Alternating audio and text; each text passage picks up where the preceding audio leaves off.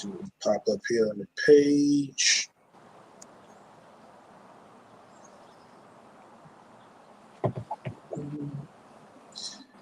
Never thought that was yesterday. I was going to say, had to put some of it on Brown.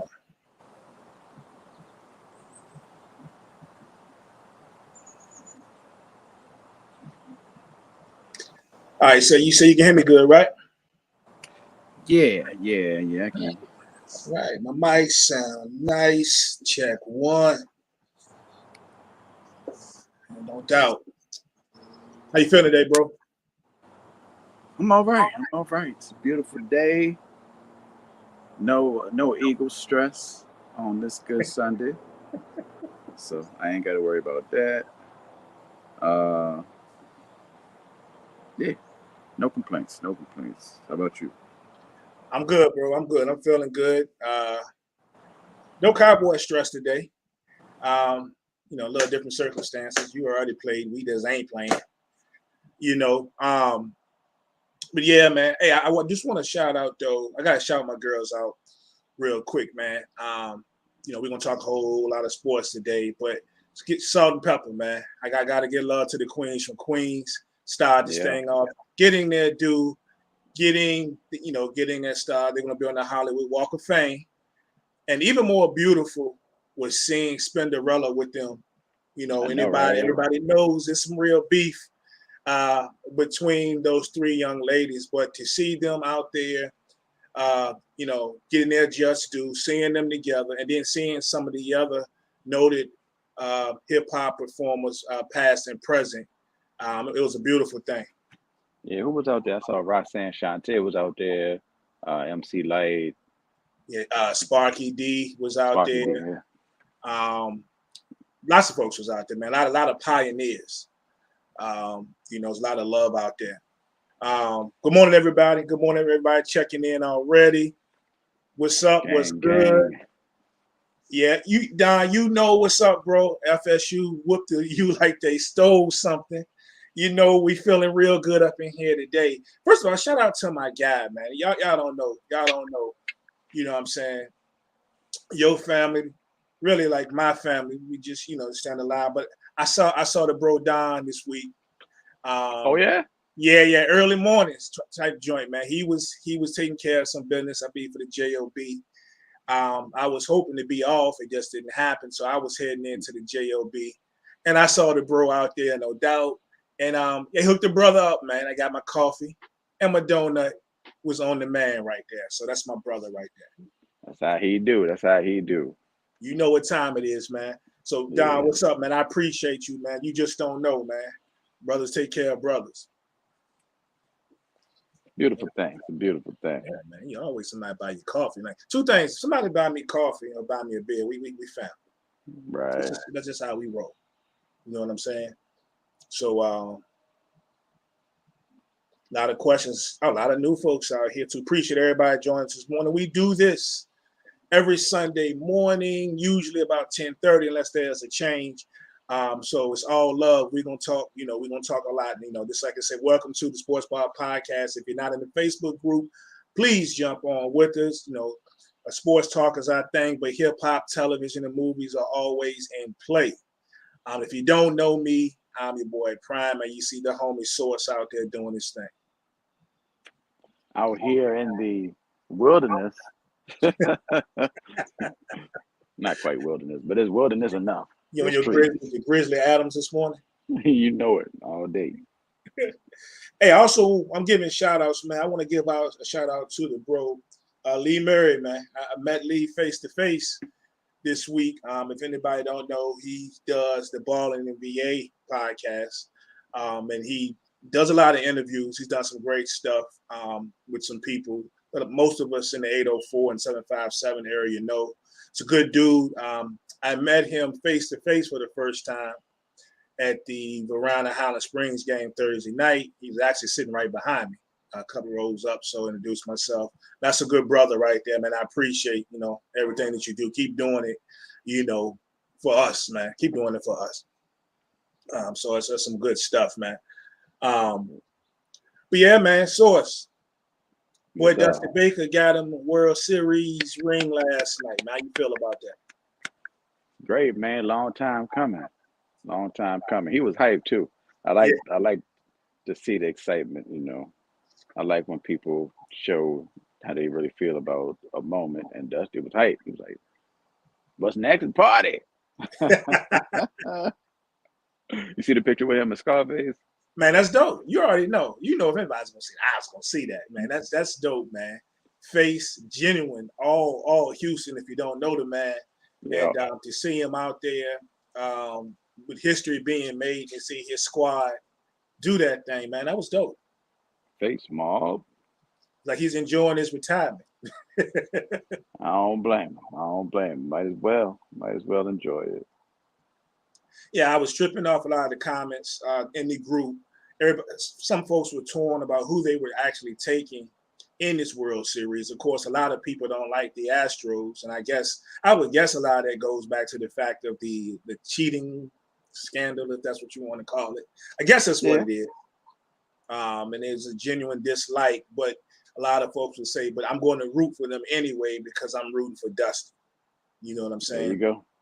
Um, Fair enough. That's reason enough right there. And y'all gotta listen to me. Don't listen to Caesar. Listen to me. You check the page. I told you guys it was gonna be Astros in 6. I told you it was gonna happen, and it happened. But no disrespect to them boys from Philly, though. They ball. For them to catch, I was telling you before, they reminded me of the Braves last year. The Right, bats got hot at the right time during the playoff run. The pitching was stable during the playoff run, and they were just doing what just needed to be done. And people came through at the right time. It just didn't when they got to the final game, the final series, the World Series. It just didn't work out for them. right. Yeah, it happens to the best of them. Um, but yeah, shout out to Philly for even getting that far for real, for real. But it was Houston's time once again, man. So does this give any validation to the prior joint, even with the cheating scandal? Does it give validation to it? To that, yeah, I'm of the unpopular popular opinion that they've always been good enough to win it anyway.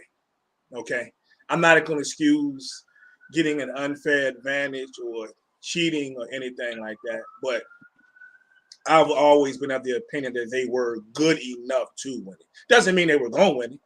You know right. what I'm saying? But I've always thought they were good enough, and they got some new faces on that team.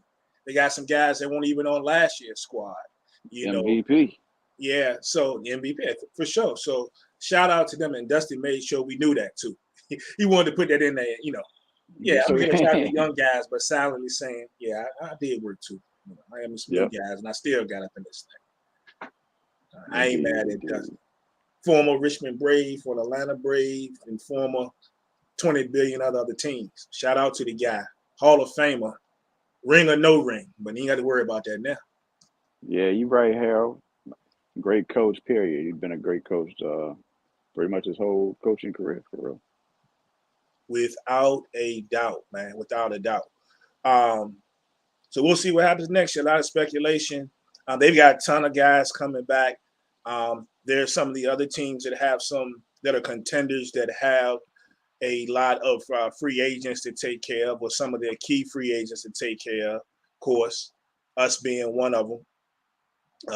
Trying to figure out, decide on what we're going to do with Dansby Swanson. But it's a lot of names out there, man. Yo guys, Trey Turner. I mean, it's a lot of guys. So I'm just saying, if we lose Dansby Swanson, I want Trey Turner. That's what I'm saying. Good luck with He make it happen for me.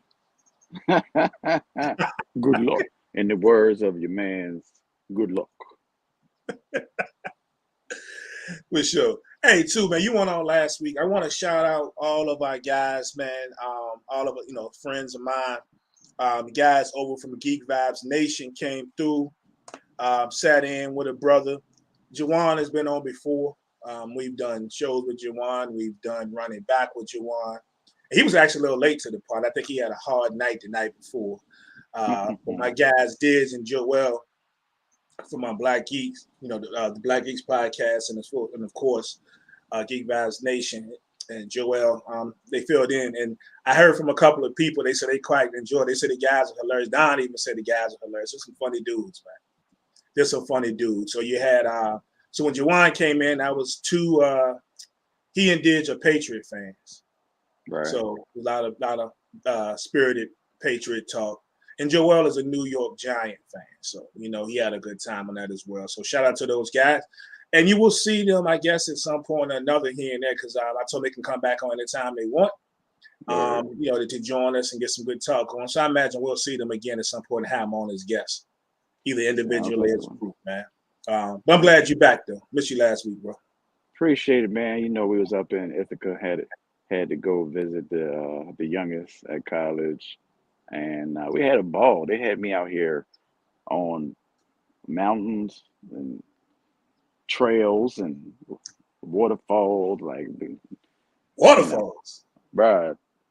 Oh yeah, I don't know if you even seen the pictures, dog. I'm legit at the waterfall. I'm at the waterfall, multiple joints, multiple. We had a good time though. It was a good time. Took the father-in-law, mother-in-law, and sister-in-law up that joint, and the wife and me took that trip. And Jada was glad to see us, and we had a good time. Good food, good environment, and we got some drinks in. So that was always. Oh, that's always. Of course. Ithaca Beer Company, all Ithaca beers. It was good too. What? Yeah. My man. It's gonna be dope. We gotta. I guess we can do it this week. Let's try to plan out this SBP meetup. Don and I was talking about it the other day, so we'll do it maybe off air or something. So people been asking. We will be having. We are still planning to have Sports Bar Podcast, the SBP meetup this year. I guess we'll come up with a day, maybe by the end of the day. Hopefully, a lot of you folks can join us, and we'll give you the details when we get them. But we better go and do something because we already in week 9. Hey yo, we might have to just throw some dates on a calendar, or just list some dates on a poll or something. Yeah, and see what Sunday works for the most people. I guess Yeah, so anybody that is in the 804 area, of course, it's gonna be a lot easier for you. If any of you guys a little bit further, 757 or whatever, 703, y'all decide to come on down, that'll be great. And we'll get all the details. That's a great idea, Source, about posting up on the calendar so we can try to get a popular date for folks. And we'll reiterate this on and on and on. But once we get this date set, just please get there as soon as you can. I know some folks can't get there right away. There's family obligations, church, and that's respectful. But in this day and time especially, it's harder and harder to hold the area. So we probably really ain't gonna be able to hold the area. We go with the more people we can get up in there with early, the more the chance of a lot of us being able to sit together or be close enough to one another. So have some fun. We'll have a good time and have some fun in that. You got anything else you want to say on that about the meetup, Source? No, we good. It'll be a good time. Don, see what your brother doing. Is he coming to town anytime soon? Yeah, and it's fun. We had a real nice turnout. The last one we had, of course, it was pre-COVID, but we had a real nice turnout on that one. I don't even know the count. We had fun. We had fun the first one too. And we had great. Yeah, we had great. We've done 2 of them. Yeah, and both of them were out of this world. I mean, I had the time of my life. So yeah, it's fun, man. Come in, eat some wings with your boys, drink a couple of beers or whatever you drink, and let's watch some football. We try to get in a spot where we can see multiple TVs, at least, and we know all the different fandoms we have in the group, as well as there's the fantasy purposes and FanDuel and all that. But at least get out, come on out. We be out at least through the 1 o'clock, so we just go from there. But yeah, I appreciate y'all, and let's do this. So we're gonna see a lot of y'all soon, I hope. Yep, no doubt. So look, it's been a little bit now. You went on last week, my man, but there was a change in the NBA, and I'm not talking about the whole Kyrie thing because it's not really a change. That's an ongoing thing, right? And there's so many different sides of that. It's like I don't know, what's people have more opinions about that or the daggone Drake and 21 Savage album. Like I'm hitting people on both sides of the fence on both of those. But the change that I'm talking about is Nash is out of there, and now there is the rumor that Ime Udoka may be the next head coach of the Nets. Your feelings? That's wild, bro. It's wild. It's wild. Just thinking about the fact that, well, first off, shout out to Boston for even letting this occur, possibly, because they don't have to. I don't think. I don't think they have to allow this conversation to even happen, but they are doing so. I guess probably more so they can move on completely, and Udoka can move on as well. I think the bigger story is how KD played and how the Brooklyn Nets played the first game when Kyrie was out for suspension. Because I mean, you can't blame that. I mean, you can try to blame Nash if you want, but you look at the court, you like they got the players to do whatever they need to do. If you want to find somebody to blame, you can blame Nash, but Nash is just a fall guy, scapegoat in this joint for real. But watching them without Kyrie is interesting. So bringing in Udoka, it's still going to be up in the air because we still don't have any concrete decision on Kyrie. We really don't know how long he's out. At least 5 games right now, but could be longer, could be forever. Gave him a list. And he got a honey-do list on that show. Like they said, listen, bro. Not the honey-do list. I mean, you can't come back till you fulfill all these requirements. So will he come back? I don't know, but it'll be interesting to see. They needed a change. Whatever it was going to be, they needed a change.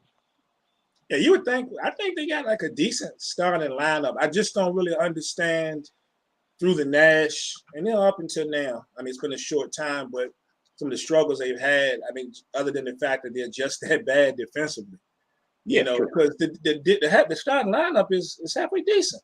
I think. I mean, if you look at a lot of lineups around the world, but I think the thing with Udoka is a lot of people are like, why? And I'm like, well, my really only thought about it is he's had success, at least last season, with turmoil, right? People Definitely forget all the stuff that we were hearing that were going on behind the scenes in Boston. At the beginning of the season, it was crazy. The Tatum and Brown supposedly weren't on the same page, and there may have been some issues. Smart wasn't happy, and supposedly there was some disruptions during practices, and somebody's gonna get traded. Do we keep these guys together? Something about they were allowing Williams to, I don't know even how to word it, but I was hearing some things about was it Robert Williams as far as his rehab or something, and he was being babied or something like that, and they were saying they were giving him a little bit more leeway. They was giving some. It was a lot of stuff, and you don't know what to believe and how much of it is true. But where there's smoke, there's fire, right? At some point, somewhere in that. But you bring this guy over possibly to a situation that has as much turmoil as the Nets do, right?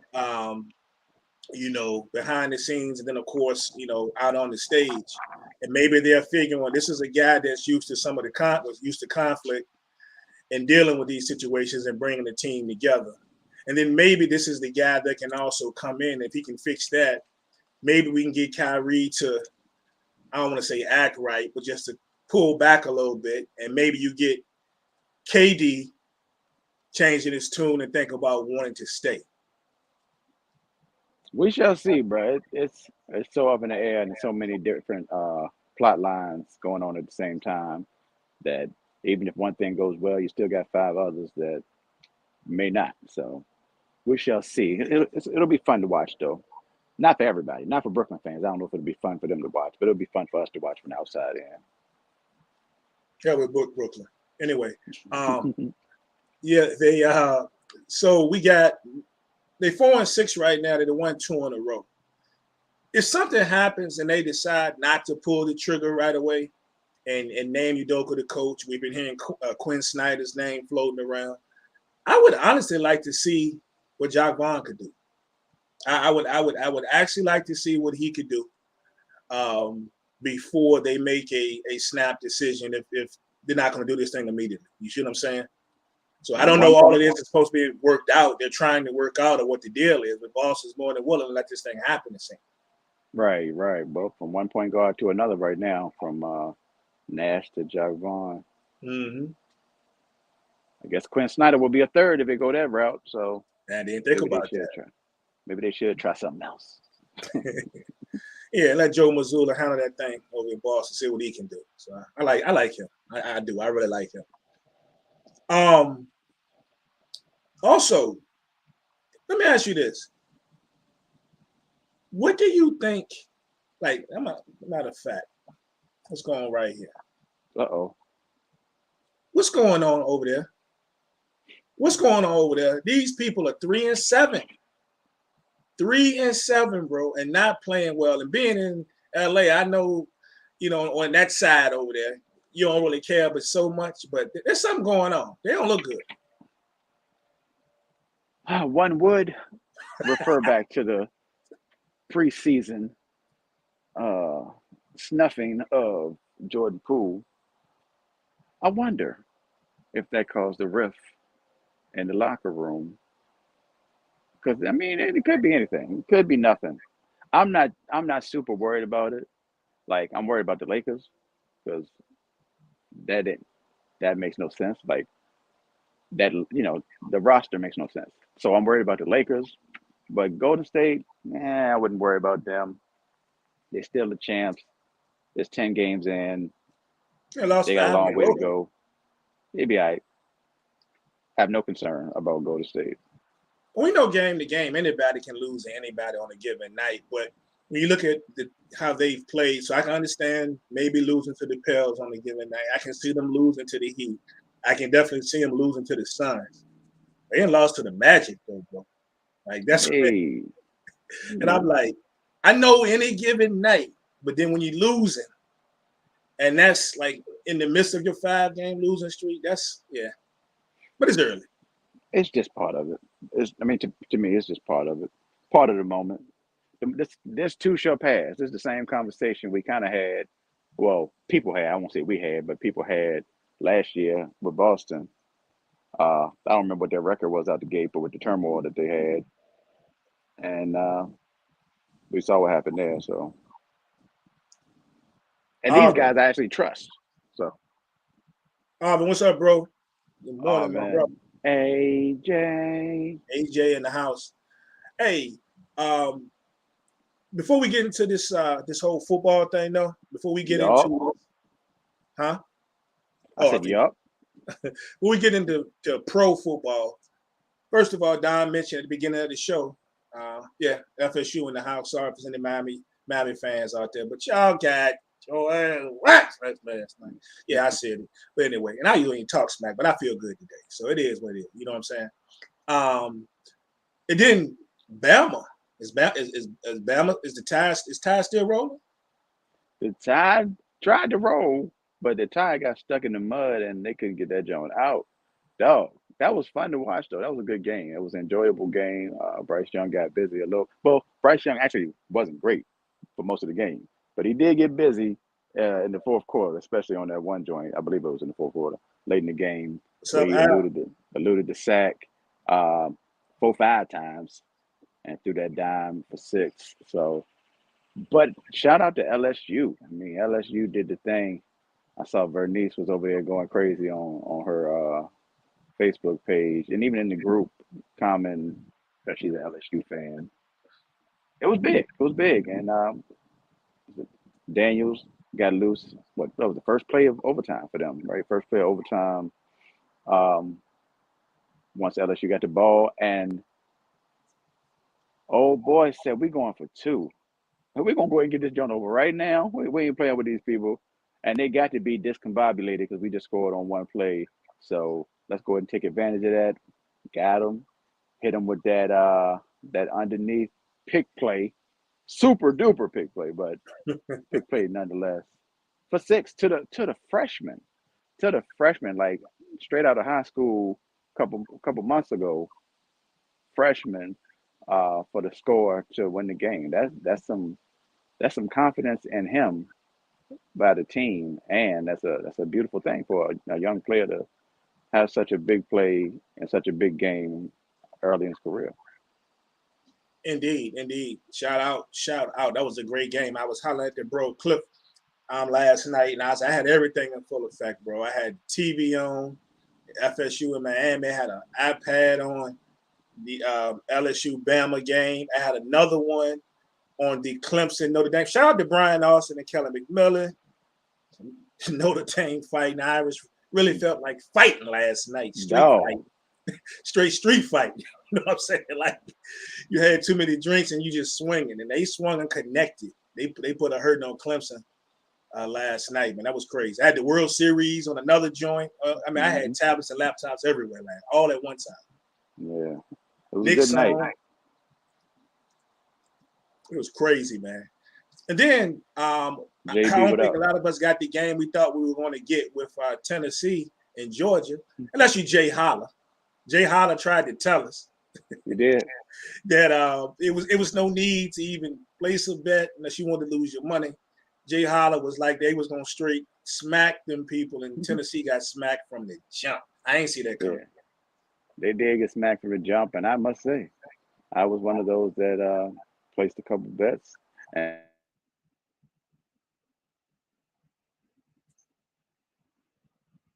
John went out. We'll see how sources bets when. She'll probably come back in a second. Shout out to the kid Jay Holler though in Georgia. Yo, you said you went out. You said you placed a couple of bets, and what happened? Yeah, well, you know what happened. I lost. Tennessee, everything. Let me figure. Hold on, you lost. You took Caesar's advice? Oh no. Okay. I stated it first. I stated Tennessee first, and then maybe Caesar didn't see it. I didn't see Caesar say anything about Tennessee, but I definitely was on Tennessee as soon as I saw the spread. I was like, oh, let me get that, John. And those of you who don't know who Caesar is, we're not talking about Caesar Sportsbook, okay? Talking about Caesar Gonzalez, our very own Caesar Gonzalez, the Noid, and his expertise, what he thinks he had.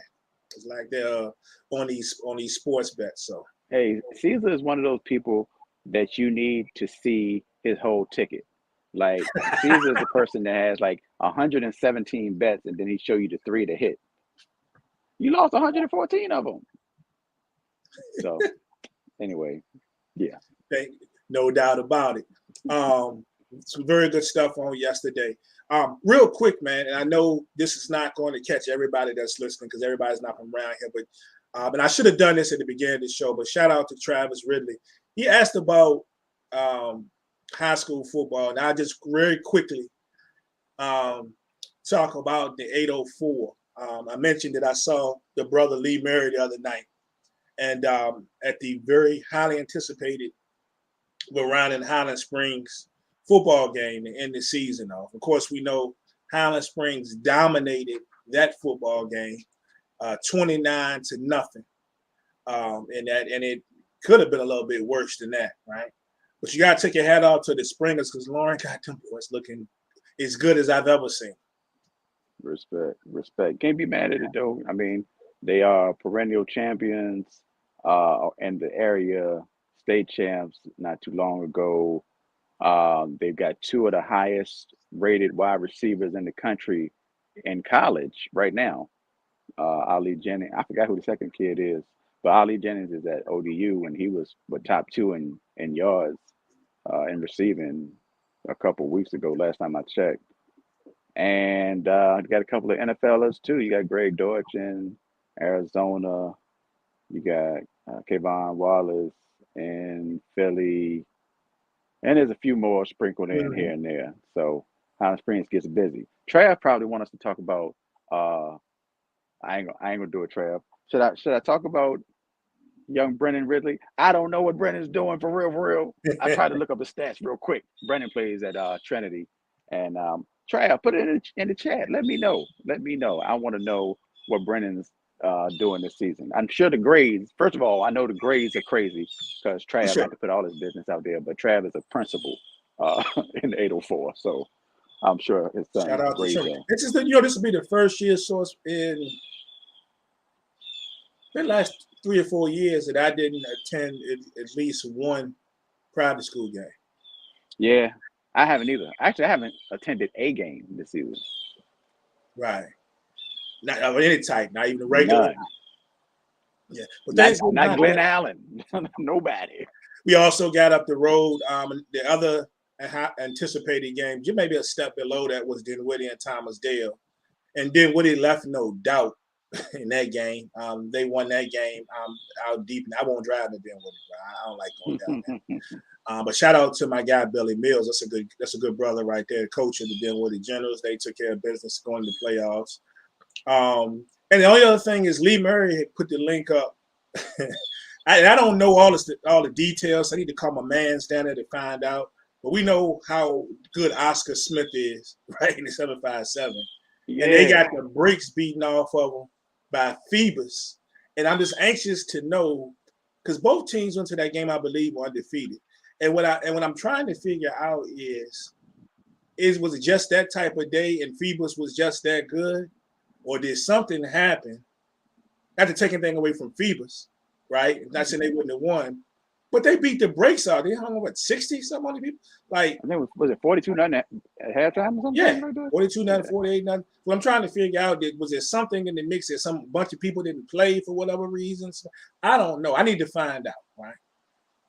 But believe it, both teams gonna be a problem starting next week in the playoffs. So, you know, it is what it is. So if you're in the 804 area, the 757 area, the 703, yeah, y'all go check out some high school football. I will be out in Chester because coming Friday and wherever you may be, you know, if we throw some scores on the page, go and do that. Shout out to AJ or Arvin. Look, it's funny because two AJs came into the chat back to back. When we said AJ, two AJs came into the joint back to back. But Arvin actually said the FanDuel contest is now full, so he'll be back at the bottom. Yeah, so that is great. That is great. We've had to reduce the FanDuel contest a little bit because y'all used to go crazy. Now y'all want to act real. I don't know what word I want to use, but y'all ain't want to fill it joint up. Funny. Yeah, y'all acting funny. There you go. So I had to check my words because I was about to say something crazy. Yeah. So we had to. So maybe if y'all start acting right, we might inch it back up. So for those of you who do not know, Sports Bar Podcast, the SBP on Facebook. If you play FanDuel, we play a little FanDuel in there. So if you like to get in, come on and join us. And spots, most of the spots go quick, and there's always one or two lingering towards the end. But my brother just said we just filled it up, so let's go today. Yes, sir. Let's go get it. And I'm looking to finally do sign up. Nothing all year. Let's get off this subject. The struggle. My feelings a little hurt. All right, so it's that time, man. We're gonna start this thing off real quick. Let's talk about some NFL trades. You weren't here last week, and a couple things expired. Went down. First of all, Bradley Chubb. Bradley Chubb is now with the Miami Dolphins. And you talking about a team that is slowly starting to build something that could be special. I really like this move now. His production fell down a little bit after his rookie year, but he's still solid. He can rush the quarterback. He plays the run. He's really good against the run. I like this move for Miami. What you think? I love it. Another way to bring that pressure. Another addition to that defense. Just another chance to get that offense, or another person to give that offense more chances to take advantage of the talent that they have on that side of the ball. I love it. What about another good one, man? A very interesting one, which I think may be, for me, the biggest trade of them all. It could prove to be the biggest trade of them all, at least for this season. And that was the Vikings acquiring T.J. Hawkinson. Yeah. Intra-division trade. That don't happen. Detroit said, we might as well. It ain't like we in it. So we might as well. Yeah, that's a nice piece, though. That's a nice piece for Captain Kirk I know in Imagine, Kirk we trust. Y'all know in Kirk we trust over here. So we already are on the Kirk Cousins bandwagon. But now adding Hawkinson, sheesh, that's like Kyle Rudolph, but young. You know when he was younger. man. Let Much me tell better. you something. Much better. Imagine going to sleep with one victory and waking up with six. Like you know what I'm saying? Like that's crazy. I mean that is crazy. So this guy went from a team that's not going to make the playoffs and that's a bottom feeder to a team that's more than likely going to make the playoffs. And he's going into an offense that I really believe is really starting to click in different ways, actually, which is going to be a good thing. And I'm going to touch on them a little bit when we get to, we want to talk about their game, their matchup today. But to me, Right. for this season alone, it could end up being uh, the biggest move. Um, Claypool to the Bears, I like that move because it gives Right. a young guy a chance to show what he's about because we saw some flashes with him last season and then kind of died off, in Pittsburgh. And then we hadn't seen much from that struggling offense this season, but there's a lot of reasons for that. But I like this move because, one, it gives him a fresh start while he's still young, still Yep. early in his career. But it also gives the Bears a good chance to get a good look at Justin Fields when we try to surround him with some things, with some runners. Exactly. Exactly. Give So them. Mooney on the other side, you got him.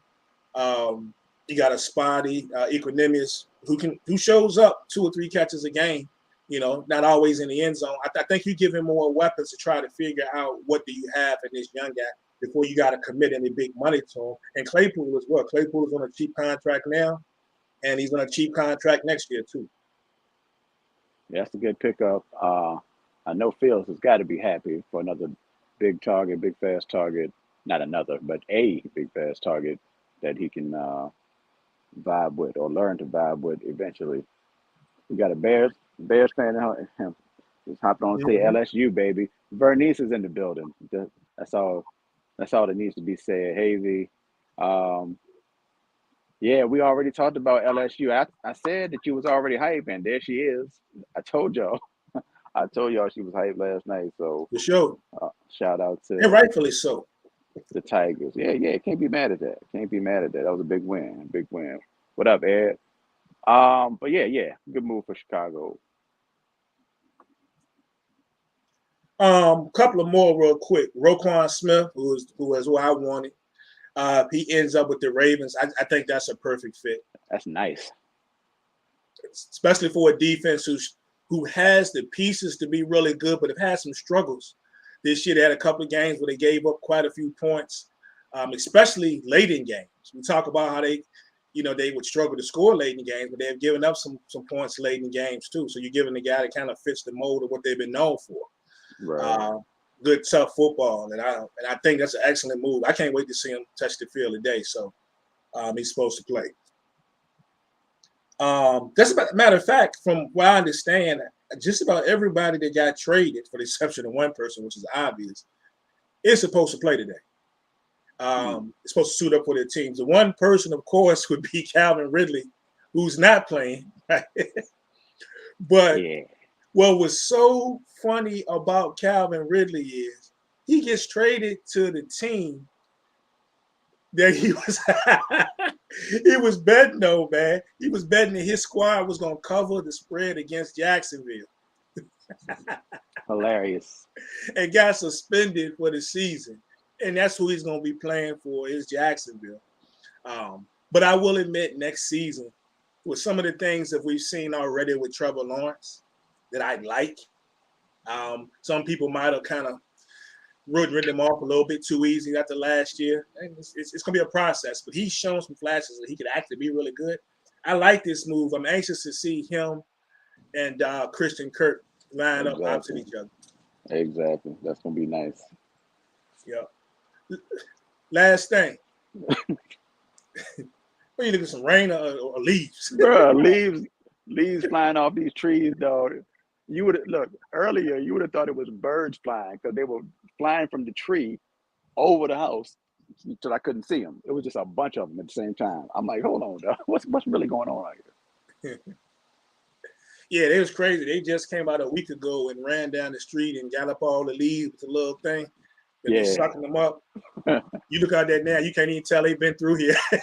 right. You sure they came? Yeah, I saw them when they came. All right, so last thing. Are you surprised that the Packers didn't try to make a move at receiver? Surprise. I'm disappointed that the Packers didn't try to make him. Why? Dell? I know, bro. My daughter, like all the Packers fans, don't understand. I'm with them. Well, so y'all telling me we got to go with Lazard, uh, Romeo, and aging Randall Cobb, who has been the best Watson. option. Yeah. Watson. What?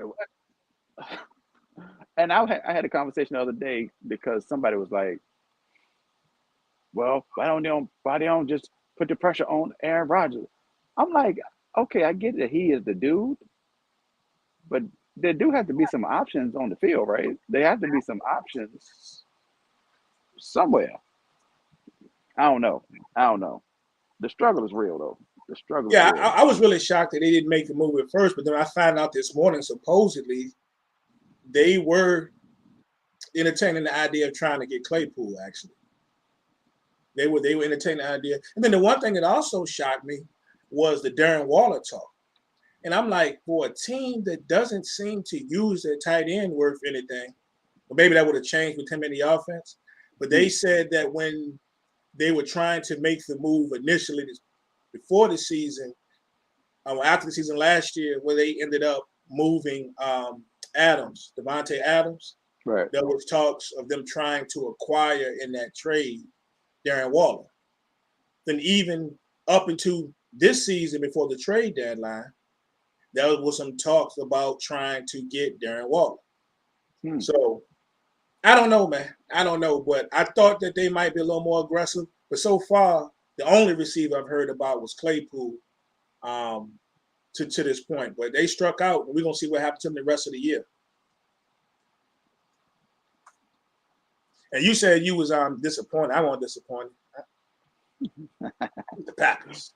Yeah, not for selfish reasons. I get it. I get it. Your boys ain't know, man. Thursday night, they took care of business against the Houston Texans 29-17. How'd you feel about that game? How did I feel about a Thursday night game on the road against a terrible team who stuck around too long for most people's comfort? I don't feel good about it. I don't feel good about the game, but I feel good about the outcome. 8-0. Like, I don't care what happened. The record is the record. It is what it is. The schedule is the schedule. You play who's in front of you, and the Eagles are rolling. I Yeah. don't have any like thoughts that the Eagles are world beaters because they 8-0. But they are 8-0. So what am I supposed to say? You know? Yeah, no one can dispute that. Regardless who's on the record on the schedule where they play haven't played, nobody can dispute that part. So 8-0 is 8-0. You know, respect to them. So I was at the game. I was at the football game. So I was following most of it on my phone. And then I cut out the football game. We left about the third quarter, end of the third quarter.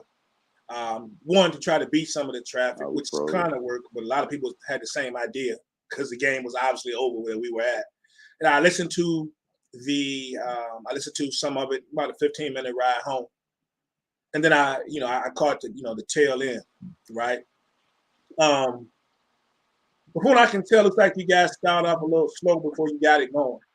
And the one thing I'm seeing across Eagles Twitter is the fact that on the positive side from Eagles fans, y'all 8-0, y'all got this. Some people are concerned, though, that folks might be able to run the football a little bit, even as dominant as your defense has been. Is that a concern of yours? Yeah, that's always a concern, especially losing a piece out of the middle as we did earlier. Yeah, I'm concerned about even when you talk about playing Dallas down the road or what's that, Christmas Eve.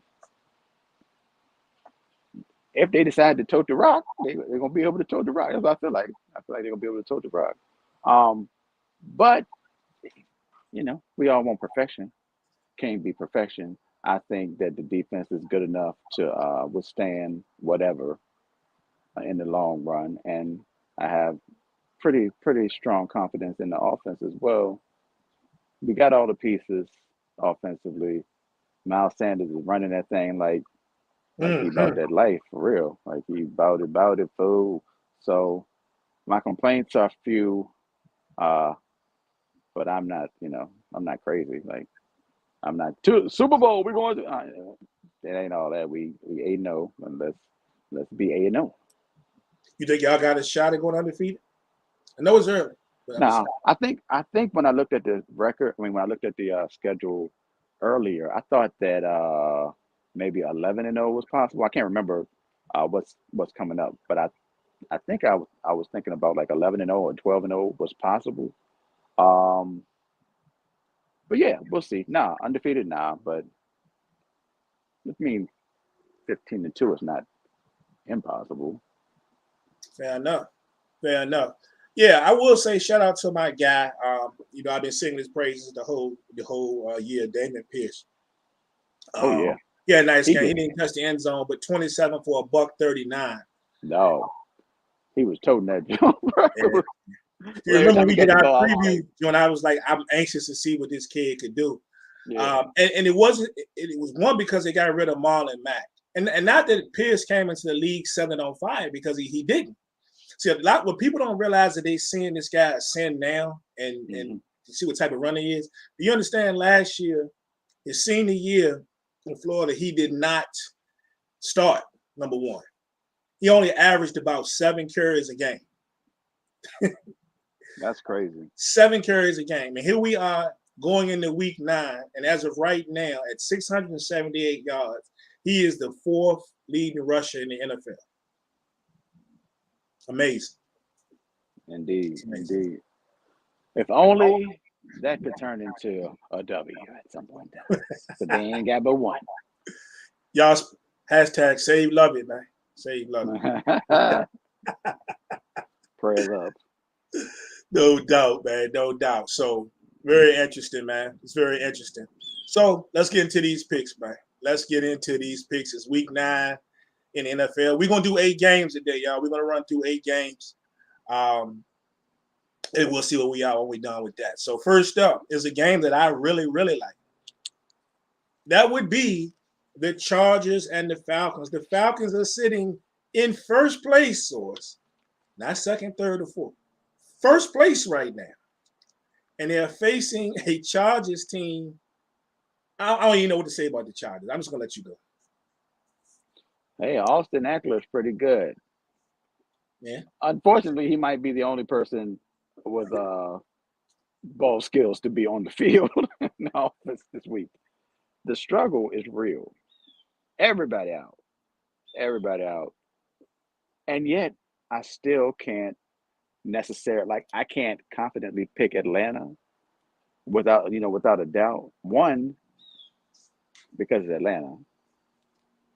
I mean, Arthur Smith, like what up, Two, even though they're in first place, they're 4-4. They're 4-4. And they're actually DJ Moore keeping his helmet on away from being 3-5, to be honest. Like they should be 3-5 based on the last game. But here we are.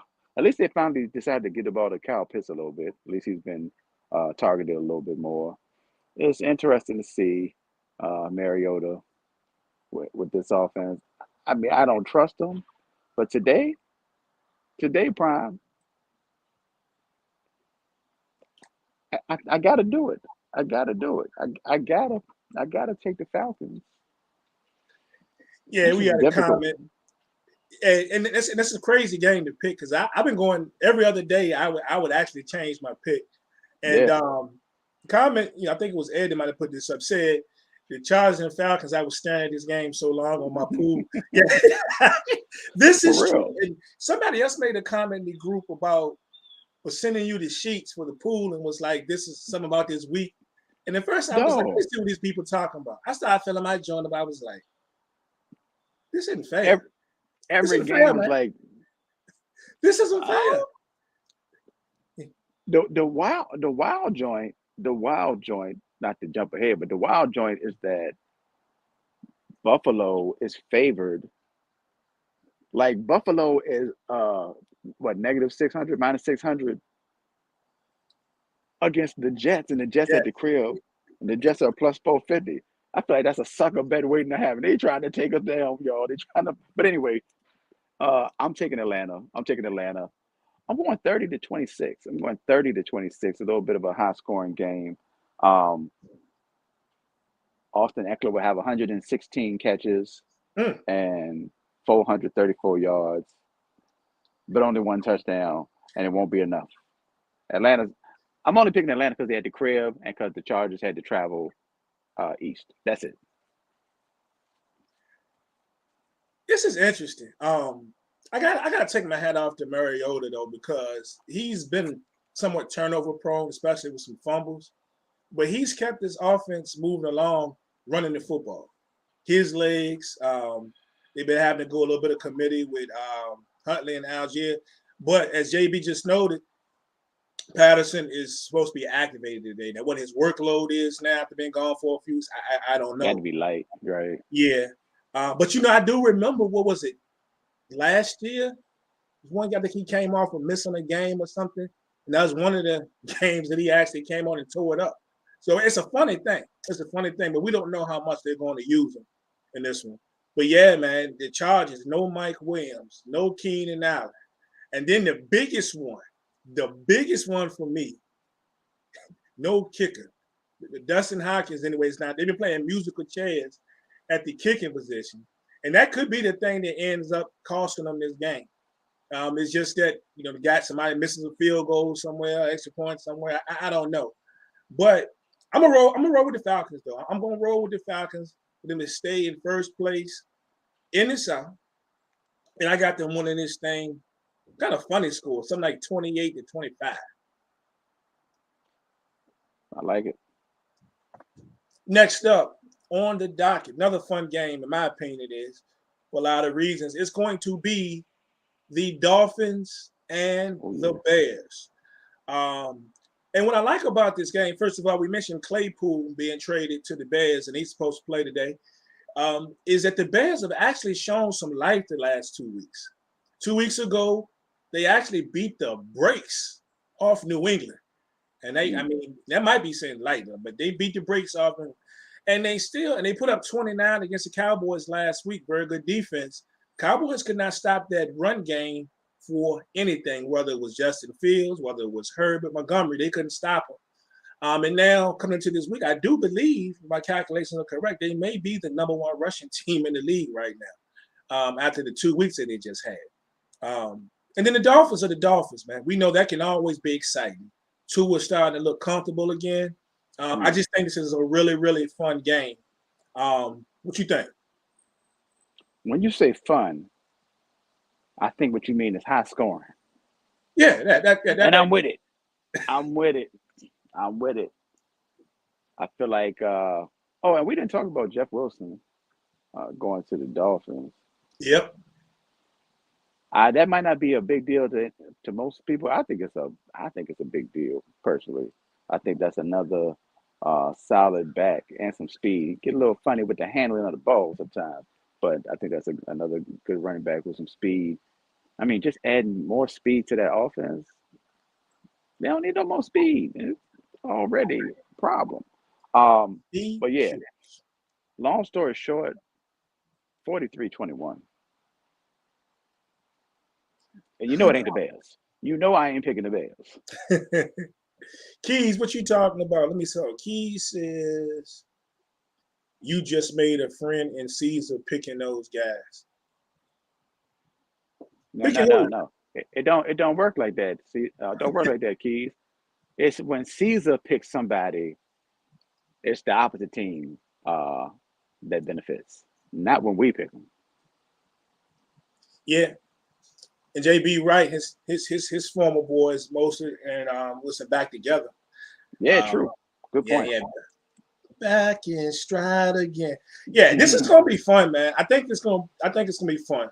How the Bears rebound though defensively after losing Quinn and Smith.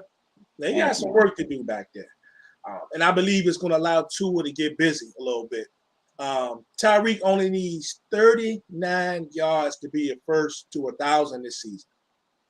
Prime. Did you see the story? Not the story. Did you see the post about how far Reek is in comparison to Calvin Johnson's record-breaking season? All right, so even if you take away, like, say this is the halfway point, you take away the 17th game, Reek is only like 40 yards off the pace with 16 games. Yeah. I'm like, bruh.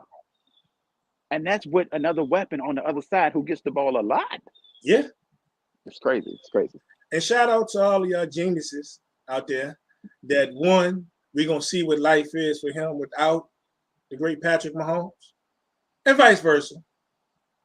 Vice versa. I'd be fair to Patrick and Mahomes and them as well. Yeah, I ain't saying they don't miss him, but I'm just saying, fair. it ain't been as steep a decline, if any. It ain't been a decline at all, to be honest with you. It's just different as far as production.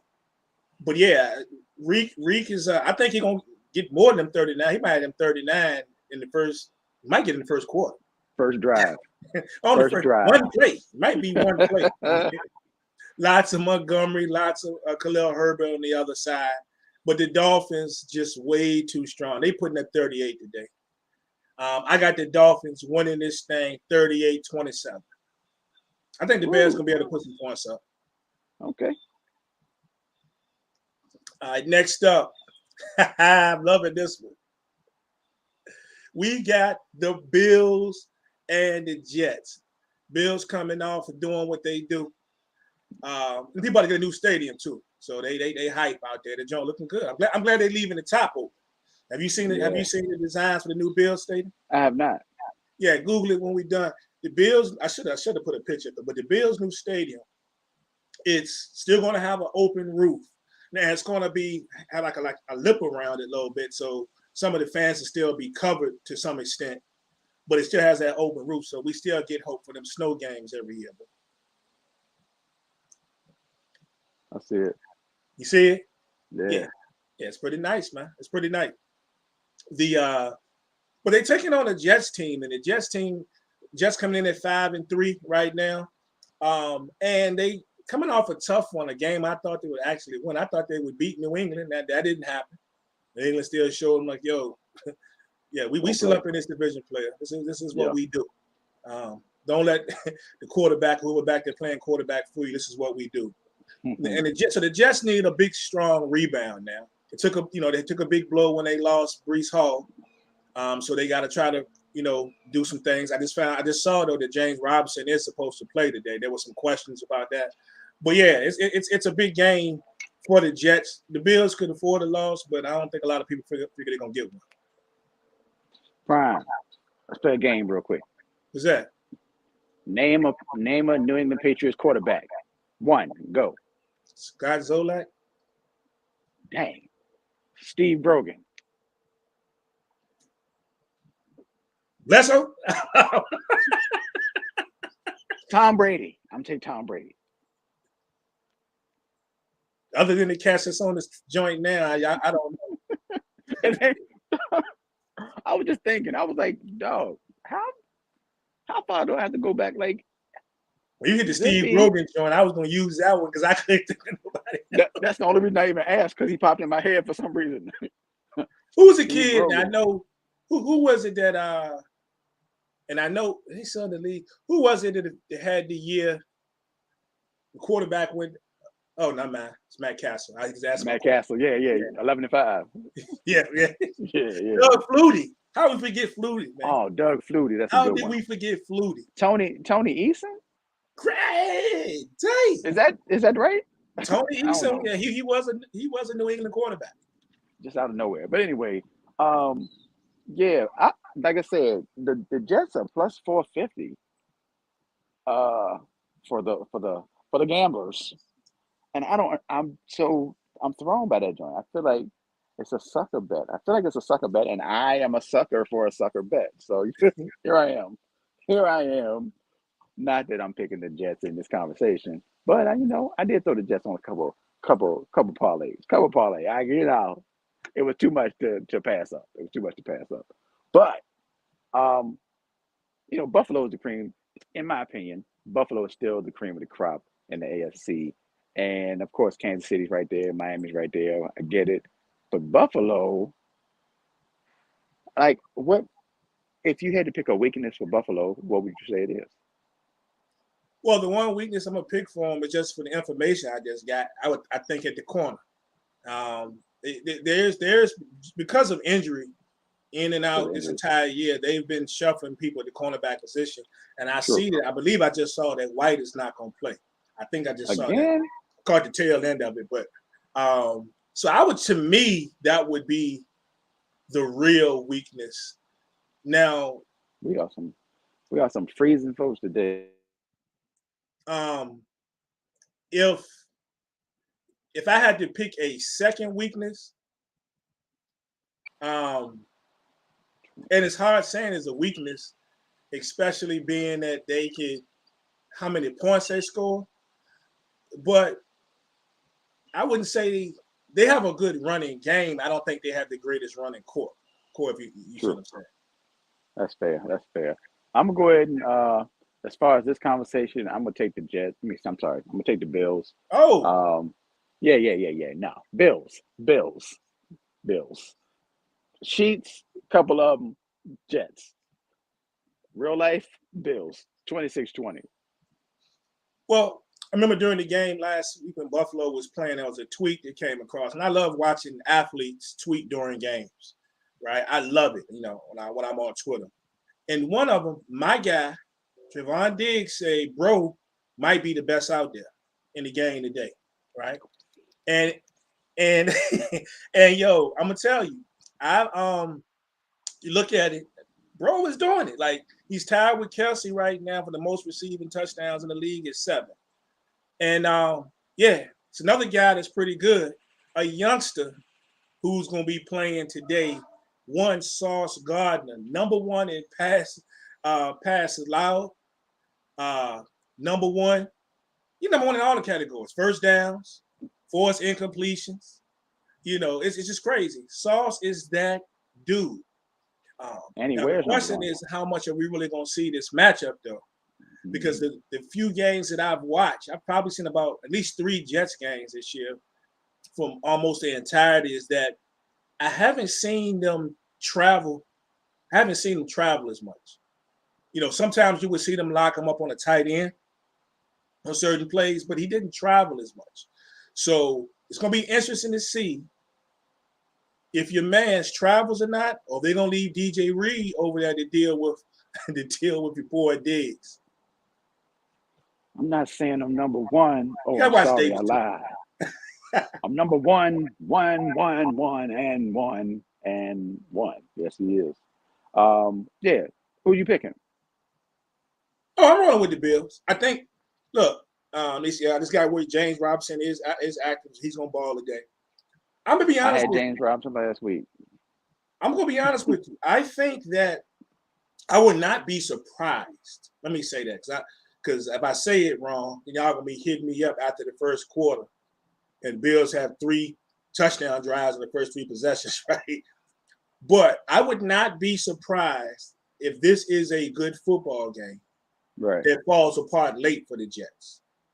And when I say fall apart, meaning that then the Bills, string together a couple of scores to actually put this out there, right? But I would not be surprised if the Jets find a way to stay in this thing. They play pretty good defense. They're actually really good against the run. It's going to be an interesting game. I think the Bills pull away late. I'm supporting the Bills 32-16. The thing that scares me, though, is Zach Wilson is garbage against the blitz. And I was thinking this young man, when he came back, it would take him a couple of weeks to get things together. Nah, he's turning the ball over and almost turning it all over at an alarming rate. And I think that's just going to be the problem. The Bills going to feast on him. But I'm going to go Bills 32-16. Respect. This is going to be a good matchup. This will be fun to see. All right, see what we got up next. Let me see what we got. They thought they might have to add a little more water to the sauce today.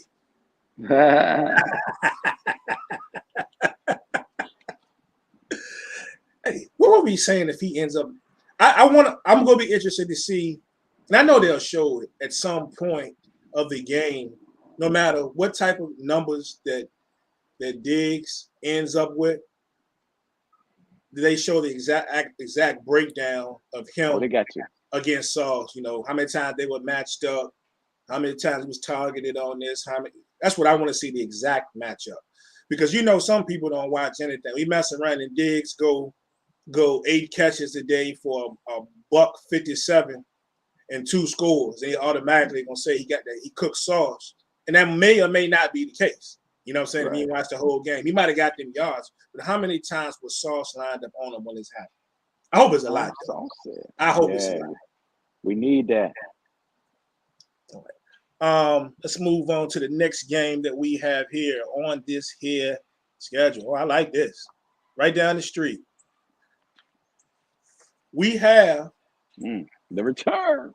The return of Captain Kirk as the Vikings take on the Commanders, right?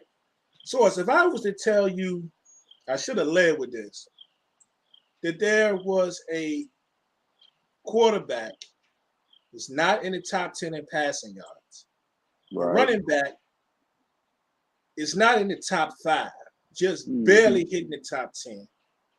And your star wide receiver only has 2 receiving touchdowns. Do you think that team would be 6-1? I would not think that team would be 6-1, nor would I think that team was the team that it is. The Minnesota Vikings are doing some big things, and Key's going to hit it. Go and hit it. I know it's coming if you in here. But Jerron Dennis, the Vikings was going to win that division. And Key's trying to tell us. I ain't disagree with him, but I'm just saying Key's trying to tell us. Oh, I thought we were I'm gonna get him man his about He's Kirk. Darn it. But yeah, the Vikings are getting it done in a myriad of ways. And I could have thrown in there their defense is not exactly lights out either. They've been opportunistic, but they're not exactly lights out. And they're playing some really, really good football. We're seeing that Hawkinson's supposed to be integrated into that offense today. And it's a big game. It's going to be a big game. You know what I'm saying? We haven't seen Kirk. We don't remember anything about Kirk in Washington other than, you like that? You like that? And that was against, I think they had just beat Tampa Bay, I believe, when they played in that game. But this guy's returning to Washington. Right here. It's like, niggas already hollering peace, you know what I'm saying? Peace, my brother, peace this, peace that, you know what I'm saying? But the Kirk Cousins theme song. Try to get a piece of mind. Niggas try to get a piece of mind. But I grab my piece. It's a return of the gangster. Okay, all right. Can't give too much. What you see today? What we gonna see? Kirk Cousins throwing for 303 touchdowns. 300. It's happening. It's happening. Okay, I'm lying. I don't know if it's happening or not, but I'd love to see it. I'd love to see it just so I can rub it in the faces of Keys, Jerron Dennis, and the rest of the Kirk Cousins hater brigade. Hey man, y'all can't disrespecting Kirk out here. Or what if we get 2 touchdowns in the air and 1 on the ground? Because I don't know if you saw him last week. He out that bad boy looking like Lamar for a minute. I said, Kirk, you're running that fast. Kirk got around that end and scampered in for 1 last week. Oh, and then he would say, "You like that? You like that?" to the camera. That would be entertainment right there.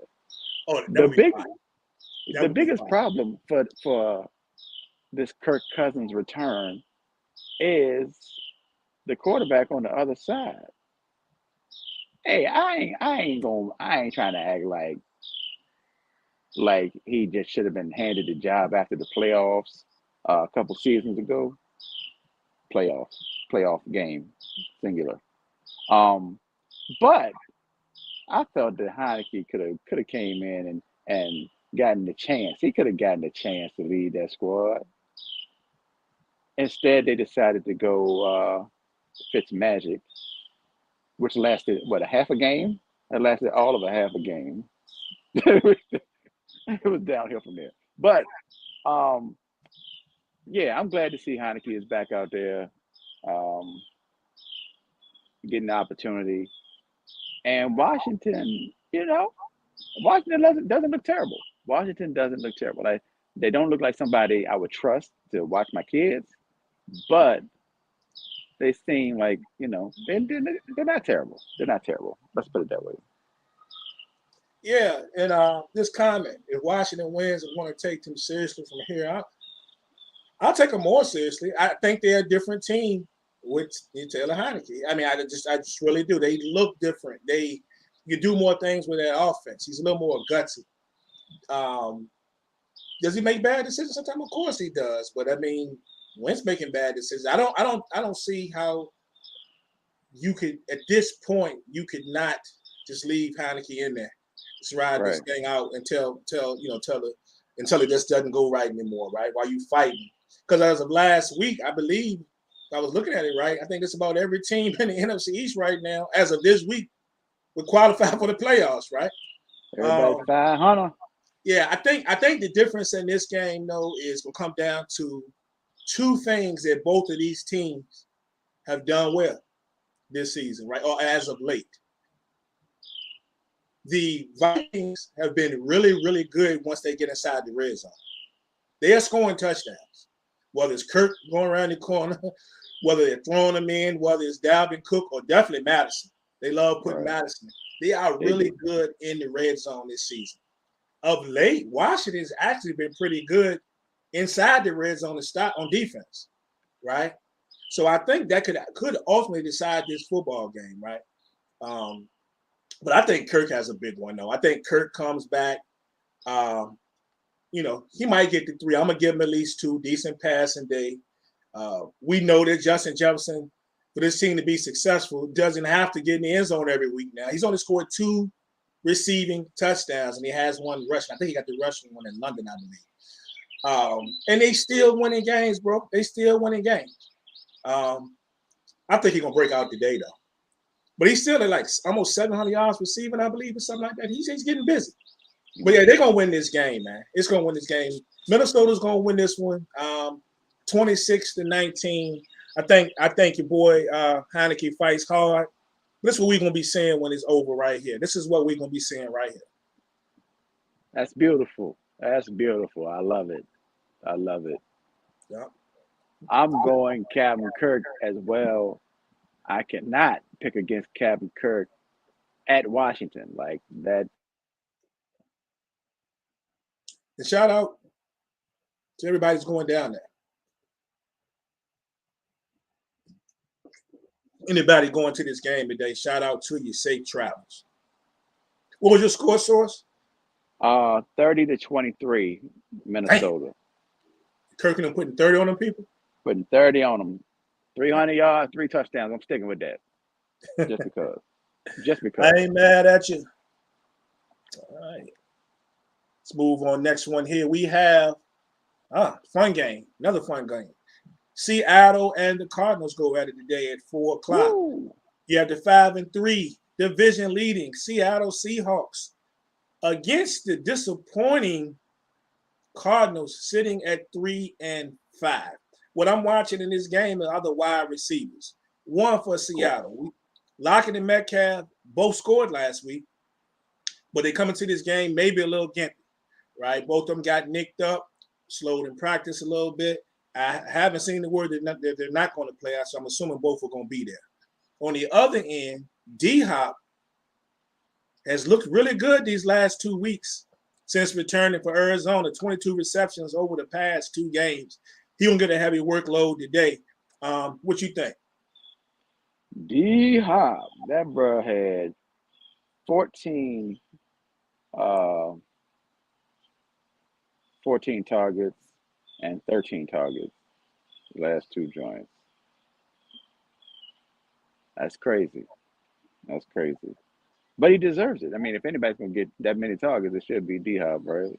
Even fresh off an injury, it don't make no difference. That is the difference in that Seattle, in that Arizona offense. I'm glad to see it. Although it has led to a little less Greg Dortch. He did get in the end zone um, 2 games ago, but I don't think he had a touch last game. Um, Rondell Moore been taking some of that too. yeah, Moore. Yeah, I think Moore got in the end zone last week, if I'm not mistaken. Um, but yeah, this is a good one. I'm happy for Gino. I'm happy for Gino getting this opportunity and make like it's a lot of times people get an opportunity or another opportunity, I should say, and flop. Gino is like a changed man getting another opportunity to do the thing he loves, and he is now whatever many people thought he would be when he first hit the league. So, shout out to him. This one's tough. This is one. Well, like we said, all these games are tough. There's no easy games this week to just pick. Um,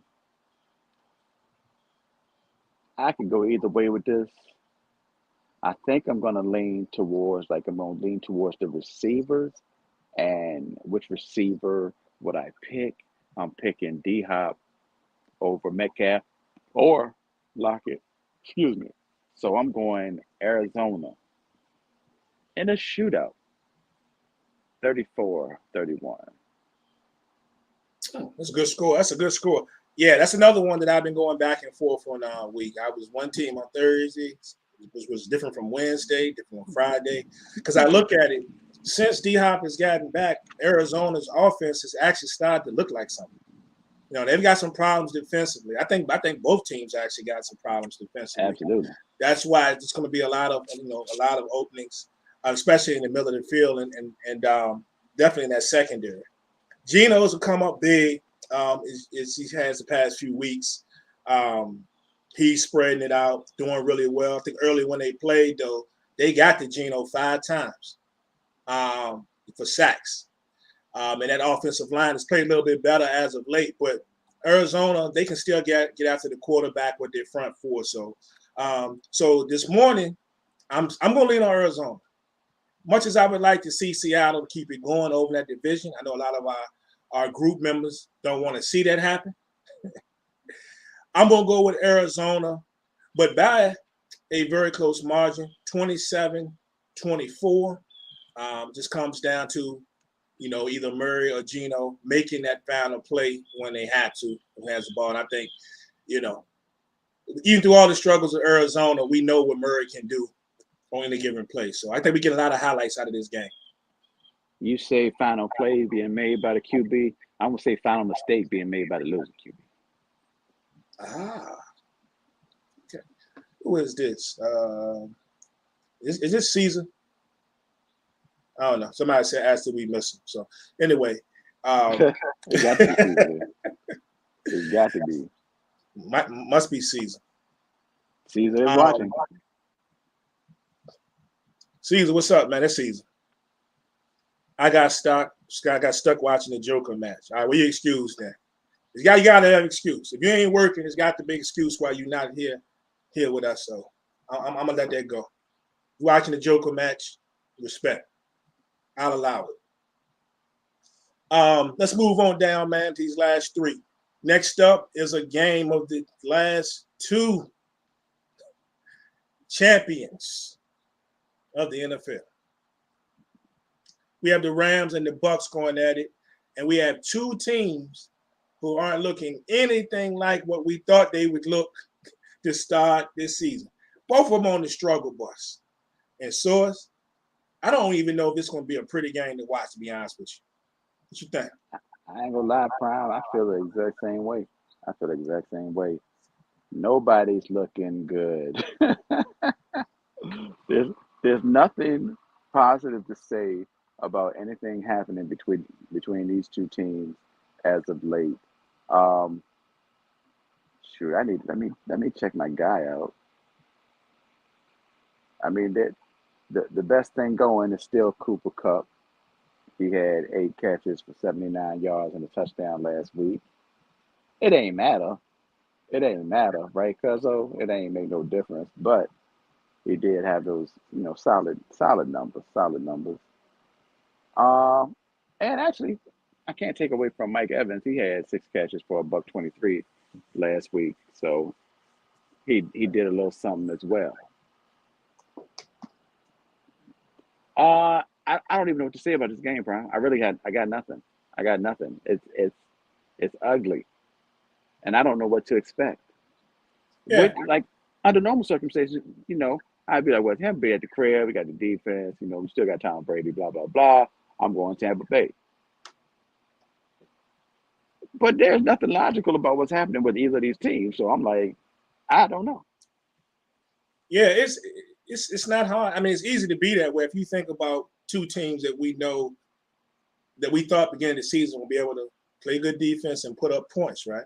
And Right. we look at it right now, the Bucks only averaging 18 a game, and the Rams only averaging 16 a game. That's that's crazy. Um, Last time they played was a divisional round. Last year the Rams won it 30-27.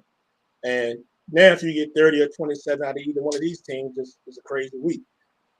I Right. just think looking at the struggles of the two, for some reason, it feels like to me that the Bucks maybe be a little easier for them to overcome some of the things they be going through than it is for the Rams, especially offensively. And that's why I'm gonna go with the Bucks in this game. I'm gonna go 22-17. But it just feels like we know the Bucks defense, when healthy, is dominant. The Rams bring in all these key additions. They bring in some key additions, expected to stay strong. And I never thought I would say that.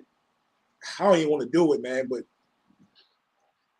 we might gotta put Aaron Donald on a milk carton right now. I Woo! have to put Aaron Donald on a milk carton. I ain't been hearing his name the last few weeks. I don't know what teams are doing to him. That ain't usually being done. But he's gonna have to show up and ball off him to have a chance in this game. He just might. That Bucks offensive line has been kind of up and down throughout the course of the year. Brady been taking some heat. But I'm gonna roll with the Bucks 22-17. They find the necessary couple of plays that they need to make to go ahead and win this football game. And I think after this game, we may be already talking about the Rams already being out of the playoff situation because they've already taken a couple of L's inside the division already, right? So, Right. yeah, I'm rolling with the Bucks. I'm going actually. You said 18. Tampa Bay was averaging 18, and the Rams are averaging 16. I kind of flipped that and added a point for each of them. I'm taking the Rams 19-17. Okay. I have no real reason as to why I would take one team over the other. I think they're both looking terrible, and I just like the Rams more in this one. Yeah, you can't be the Bucks and lose this game and drop to 3-6, especially if Atlanta wins today. That'll be 4 straight, right? For them, For the Bucks. will this be 4 or will it be 5? Be 4. Is it 4? I think it's 4 because I remember seeing Brady was might lose his 3rd straight, and I thought that was against Baltimore, if I'm not mistaken, for that game. But one That's thing for Brady needs 164 yards today to hit 100,000 if you include the playoff. We can't even, expect that. He might You get can't it. expect Brady to throw for a buck 64. It might happen. I really don't know. I got nothing. Oh, snap. 2 games left, man. 2 games left. This one right here, I think everyone is looking forward to. And if we're going to get back some of the duds that they've given us in some of these primetime games, Right. this is a pretty good one. This is a pretty good one. You got 2 teams sitting at 5-2. And, man, let me tell you something. Let me say the Oilers. The Titans, the Oilers came from, that even Houston. But anyway, I was looking at that big running back right there. But the Titans have quietly, they got to be the quietest 5-2 team I done seen in a minute, bro. Like Yeah. people seem to forget these guys started the season 0-2 and a reel off 5 in a row. So pretty good game tonight, man. Scary hours, bro. Scary hours. You got Derrick Henry getting real comfortable. You're getting real comfortable. Gave them people 219 last week with Malik Willis at the helm. Uh, did they ever confirm Tannehill? I thought I it was haven't still up seen in him. the air. Yeah, I thought it was a possibility that he would play, but it was no guarantee. That was the last thing I saw. Anyway, I think that was yesterday or the day before. But yeah, he gave them people 219 last week. He's a bad man. Like, I mean, there's nothing really to discuss about Derrick Henry. Hey, Prime, who's the best running back in the league right now? Best running back in the league right now? Yeah, I like to throw random questions at you, Prime. Oh, it's Derrick Henry. Okay. All right. I mean, it can't be your man's. It Nah, they can't be. can't get right. And he can't get on the field. That man's ain't even playing again today. Right, exactly. I feel bad for him, though. I feel bad for him after such a great season last year. Shout out to But Saquon, though. yeah, Derrick Henry getting busy as usual. Um, Kansas City is Kansas City. Patrick Mahomes, man, like go ahead and speak on your man Patrick Mahomes. I will admit, I will say, and I'll still say that the loss of Tyreek Hill was and is a big deal, but it has been covered up by the ability of Patrick Mahomes to change his approach and start spreading that thing out rather than the focus being on the 1 and 2 options. Yeah. Well, real quick before I say that, I didn't want to sound real quick when I gave you that answer about Derrick Henry because I don't want to show any disrespect to one Nicholas Chubb either. I believe that. The man's a Fair. top 3 running back in this league, and he running pretty darn good right now. So shout out to Nick Chubb. That's But fair. yeah. My man JB said they got Tannehill listed as questionable to answer your question. So we're gonna see. But yeah, my man's one Patty Mahomesy. Yeah, he out here doing his thing. Got the squad averaging 30 a game. You know, yeah, without Reek. He's not saying that they ain't missing Reek in some capacity, but they're getting things done. The addition, we didn't talk about them getting Kadarius Toney, which True.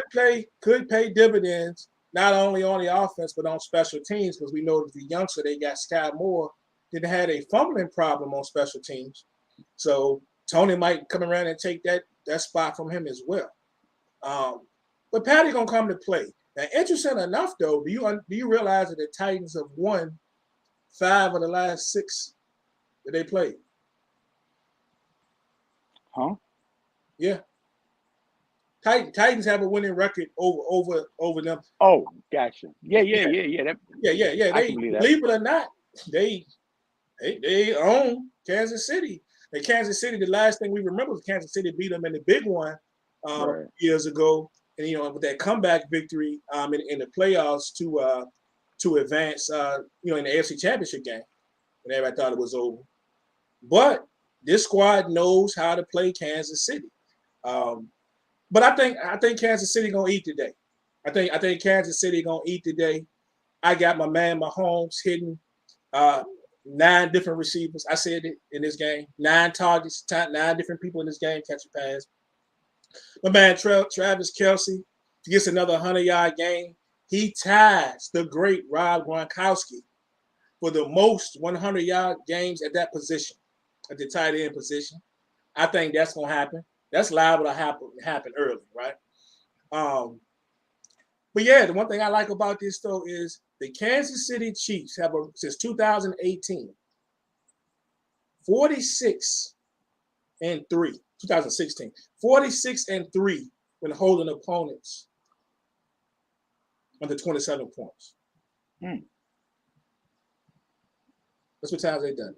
They're gonna do it again today. 35-22. Mahomes coming to play, bro. Mahomes is coming to play. You said 35-22, and you said that point total was 27. That's funny because I have Tennessee scoring 26. Problem is, Problem is, I have Kansas City scoring 40. So there you go, 40 burger. Put it on them.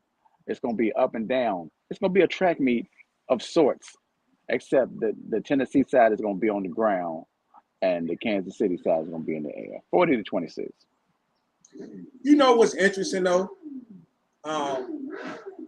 Somebody riding a dirt bike down my street. That is interesting. That is. You know what's interesting though is much props as I gave Minnesota for being 6-1 without seeing the statistical production of a lot of the people on their offense. Right. I gotta take my hat off to the Titans and being 5-2 with no real receivers. Like, let's be real. The leading receiver is Robert Woods right now. Woods don't have through 8 weeks. Woods has 256 yards receiving and 1 touchdown. That's crazy. He's the lead receiver on the team. And we were talking about the trade thing with Green Bay. I was like, but did they try to get a receiver in Tennessee? You know, good question. I obviously don't know if they tried or not. They didn't get one. They've gone run heavy, and it's worked. But that's crazy. So I got to give them props as well to be able to get that done with not so spectacular play from the quarterback position and definitely none from the receiver position. But they handling business. We ought to be a good one tonight, though. Yup. All right. Last thing we got today, the last game on the schedule will actually be Monday Night Football. Well, we have the Ravens and the Saints playing each other. And this is very interesting. The Ravens coming in 5-3. The Saints are 3-5, but they've been a couple of weeks in those losses, they actually didn't look bad at all. I think if you're going to catch a good team like the Ravens, who seem to be ascending a little bit, this is the time to catch them for the Saints, because we've seen some things over the last 2 or 3 weeks that shows that they can play, even with Andy Dalton at quarterback. You know, your boy Kamara, after some trade speculation, he decided, I'm going to get out here and do this thing. And wow, what a game he had in the last one. And I don't know, man. I think this has the makings of being a game that's going to have us on the edge of our seat going into the fourth quarter. Yeah, you mentioned Alvin Kamara had 3 touchdowns last game, or last week, I should say, against Vegas. And yeah, they've been all right. You did say Andy Dalton, so one's expectations kind of drop when you think about now Andy Dalton as opposed to Cincinnati Dalton. And the receiving core is in the struggle. You know, Big Mike out here like, bruh, I can't do it. I can't catch all next Mr. season. Glass. Sad to see it. Where is dang? What do you call? What did what they call him in the locker room? Oh, and he got to fighting. Dang, that's a former Eagle that I'm trying to think of. DB, safety, Malcolm Jenkins. What did Malcolm Jenkins call that man last season in the locker room before the season started, and they got into a scuffle? Was it even last season or the season before last? My bad. Was it season 4 last? He called him something. Where's Caesar knows? I think Caesar had mentioned it a while back. But anyway, something about being soft or breakable. Not Mr. Glass, but it was something similar. Anyway, yeah, Baltimore. I mean, we haven't seen Baltimore in 10 days. Last time we saw Baltimore was Tampa Bay, right? For that W. And now they're adding Roquan. That's a good look. Andy Dalton might have to be in for a longer day, a longer night than expected tomorrow night.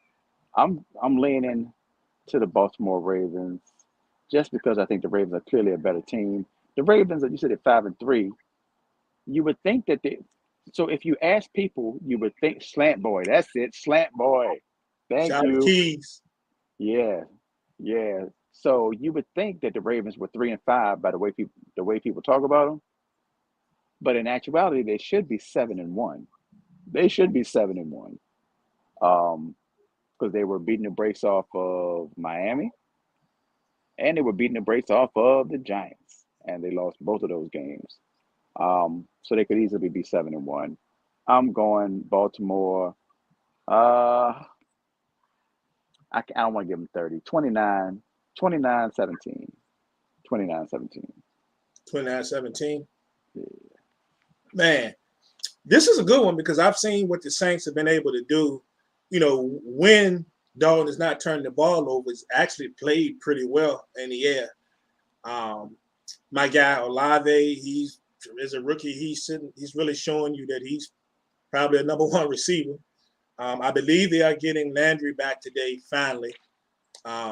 We do know that Dalton actually does like him. He spoke very highly of him actually when he came to New Orleans. The thing about the Saints is they have really good spurts throughout maybe 3/4 of the game where they play some really good defense. I mean, it's usually a lapse in it somewhere. And believe it or not, which used to be an easy win for them at home, has become a little bit of a struggle. They haven't played as well at home. Whereas we talked before with the Ravens the Ravens have been better on the road than they have at home. The Ravens have been losing those close ones at the crib, but taking care of business on the road. Saints 2-3 down in New Orleans. The Ravens 3-1 on the road, and so they're traveling. The Saints have played really well against quarterbacks, but the mobile quarterback gives them a problem, just like it does a whole lot of teams. Like, we know what your boy can do. No Mark Andrews tomorrow for our guy, but they've been running the ball very well. Not just him, but whoever they hand the ball off to. Gus, Kenyon, all them cats get the ball. They've been making things happen. So I think we're going to see a lot of exciting plays on Monday Night Football. But I'm a hold to the Ravens on this one, 30-26. I just think that they just continue to play well on the road, which is going to pay dividends for them when it comes down to the end of the season, and they're looking to win this division. Dang. So we actually picked 7 of the 8 games the same. The only difference is I have the Rams and you have Tampa Bay. Indeed. Ought to be an exciting day of football today. Yes, sir. Yes, sir. I think more than anything else, other than to see what happens between Diggs and Sauce, whatever we get out of that, I think I'm probably just want to see the impact of any of the people, of all of the people that got traded. Yeah. Is there an instant or an immediate impact? Matter of fact, I'm gonna go on to say is that I got Hockenson scoring a touchdown today for Minnesota. I like that. I got Jeff Wilson scoring a touchdown. All right. And I'm gonna give you one, and I'm gonna give you one more. And this is maybe a little bit more far-fetched, but then again, it might not be.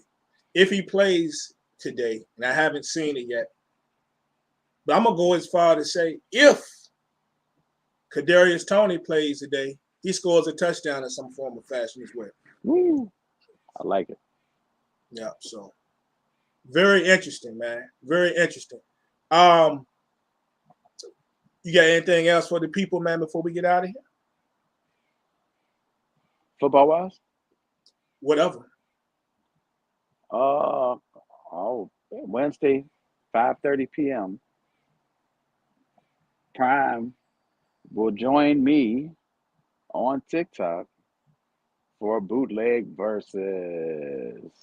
That'll be bootleg. Well, let's see. I'm up to, I think, 28. So I might do one tomorrow. I don't know.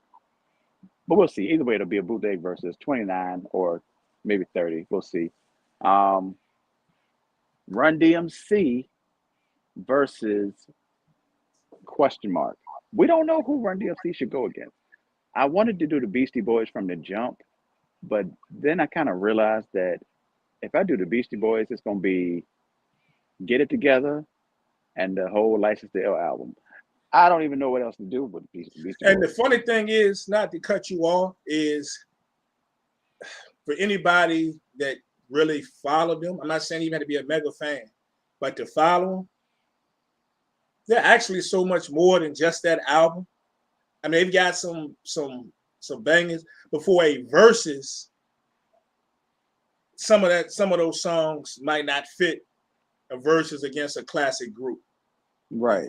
But I promise you, if anybody was really maybe you forgot or you didn't know, if you want to go and look at a couple of the projects they got after, you know what I'm saying, License to Ill, they got some headbangers. They got some stuff that at least you'll be nodding your head to, you know. But I don't know, going against such a legendary group who can span more than one album and a couple of songs. I don't know.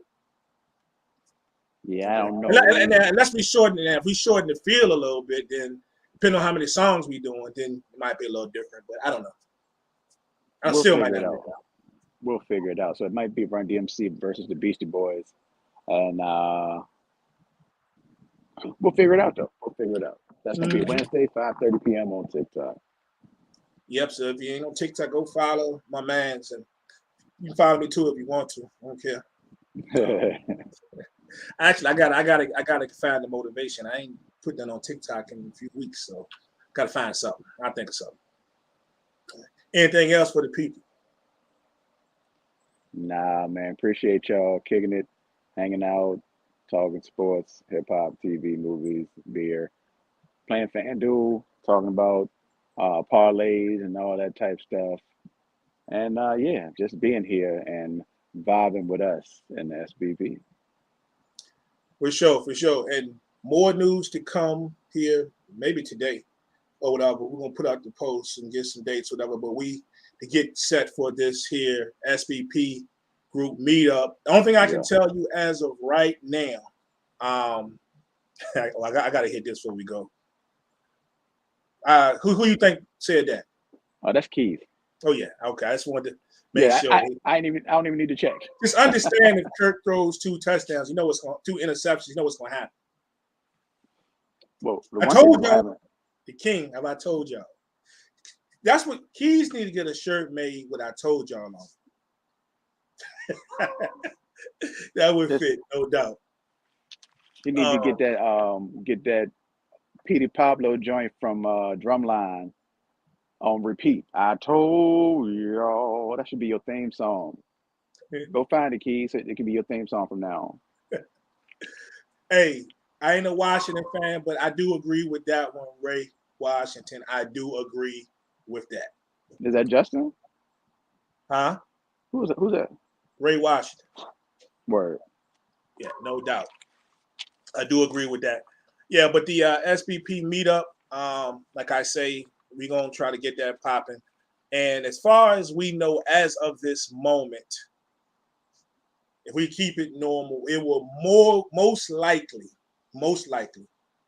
be at the B-Dubs on West Broad Street. That's what we had last time, and it was pretty good. So as of right now, that's where it is. So more info to come, and we'll put some dates up, and whatever we come up with, it's most likely date, then we'll let you know, and hopefully we'll attend. So more to come. All right. But other than that, we catch y'all next Sunday, if not before then. And we'll holler, and don't drink all the beer up in your house. Peace.